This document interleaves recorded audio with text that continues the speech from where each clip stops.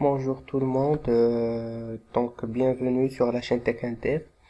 Aujourd'hui, on va s'attaquer à un sujet qui est un sujet ou bien donc une manipulation que je dois faire souvent, c'est pour le traitement de données.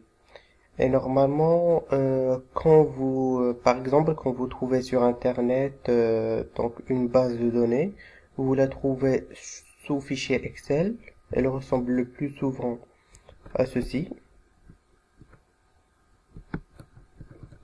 Un instant. Donc on va copier cette base de données. Donc le plus souvent, ça ressemble à une base de données comme ça. Et bien sûr, on peut pas utiliser les données comme ça sur un serveur. Donc si on veut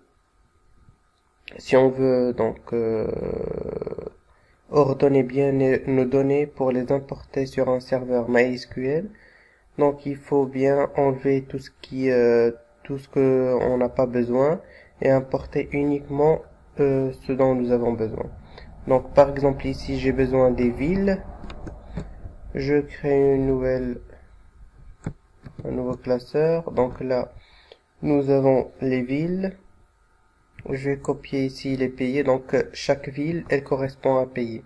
Donc on va copier également les pays.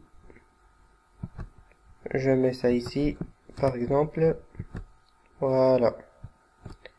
Donc ici vu que par exemple Tokyo c'est au Japon.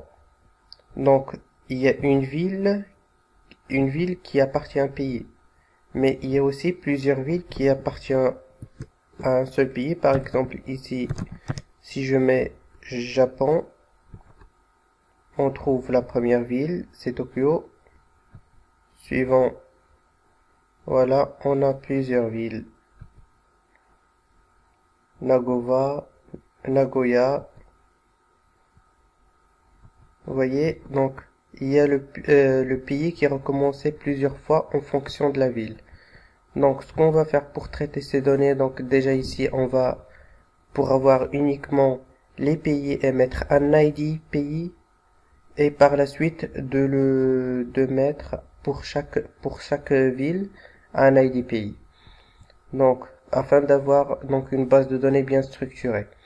Donc là, on va déjà supprimer les doublons en cliquant ici. Voilà, je vous montre ici, il faut supprimer les doublons. Voilà. Donc là, on a supprimé les doublons, vous voyez. Et on va mettre par exemple ID country. Voilà.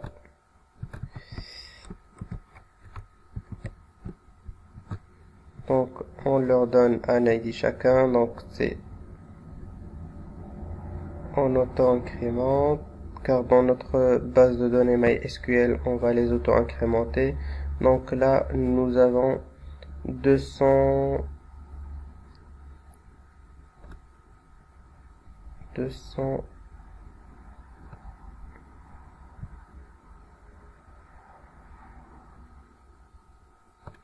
223 pays. D'accord.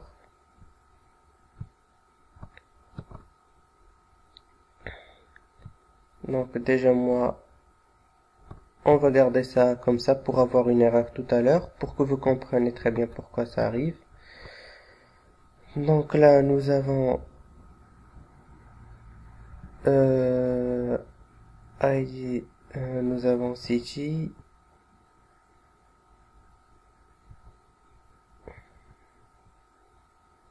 Bien sûr, il nous faut une deuxième fois la même colonne. Et ici, on va mettre ID country.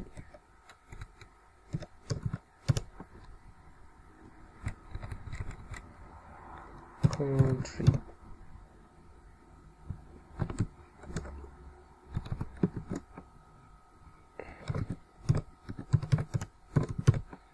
Voilà. La fonction qu'on va utiliser, c'est recherche V pour trouver l'ID de, par exemple, de Japon, ça va être 1. À chaque fois qu'il y aura Japon, ce sera la valeur 1. Donc là, la valeur recherchée, donc c'est ici. Donc c'est tout ça. Donc ce qu'on va faire, voilà, table des matrices. Donc on voit ici, il vous donne chaque fois qu'est-ce qu'il faut taper. Donc la table des matrices, c'est ça, c'est-à-dire là on va rechercher le tableau dans lequel on va rechercher nos données. Donc voici. Numéro d'index. Donc numéro d'index, c'est qu'est-ce qu'on souhaite avoir dans cette colonne. Donc c'est l'ID. Donc pour nous, ça sera le 1. Valeur proche, non. On ferme la parenthèse et on va voir une erreur. Je vous explique pourquoi. Parce que déjà la valeur recherchée, le numéro d'index, il faut déjà ici par la valeur recherchée, si on sélectionne par exemple Japon, ici il faut commencer par ici, il faut commencer par là où la valeur recherchée elle se trouve. Et après il faut mettre l'ID dans la colonne suivante. Donc ce qu'on va faire, on va copier tout ça, on le colle ici, voilà, et on recommence. Donc cette fois on choisit, on recommence, ou bien on met juste le numéro d'index 2.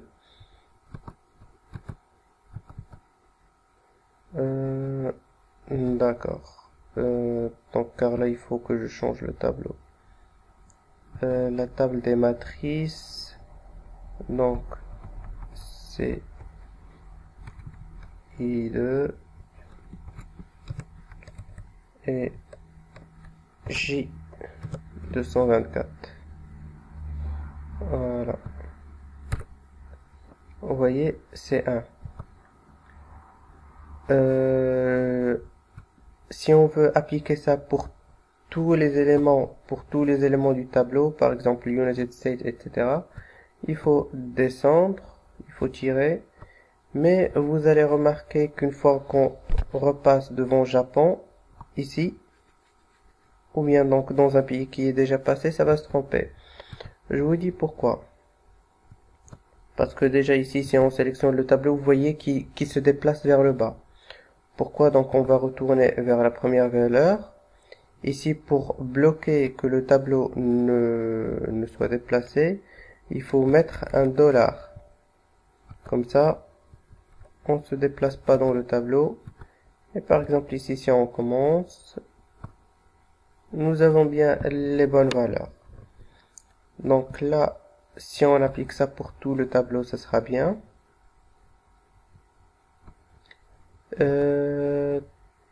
Ici, on peut enlever country. Un instant. Donc là, pour tout ça, on peut garder ça. On garde ça aussi. Il suffit de créer une nouvelle feuille, de faire un collage en lien. Et on va voir les valeurs qui sont recopiées. Voilà. Nous avons les villes avec les ID de pays. Par exemple, ça, si vous voulez l'ajouter sur une base de données MySQL, donc avec la conception Merise, vous allez avoir une table pays, une table pays, une table ville, et vous allez ainsi pouvoir ajouter donc dans vous allez avoir la table pays avec un ID pays, et bien sûr dans la table ville on fait ça, donc ID pays et non pays. Ici dans la table ville vous allez avoir ID ville ID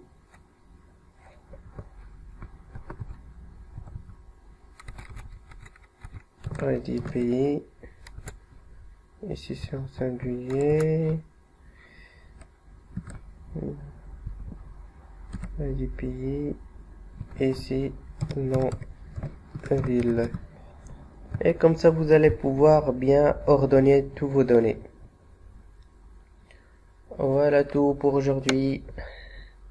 J'espère que cette formation, donc comment ordonner les données, ça sera que vous ayez pu en profiter, que ça sera utile pour vous. Je vous remercie et excellente journée, bon visionnage. N'oubliez pas de vous abonner et de lâcher un petit pouce bleu s'il vous plaît.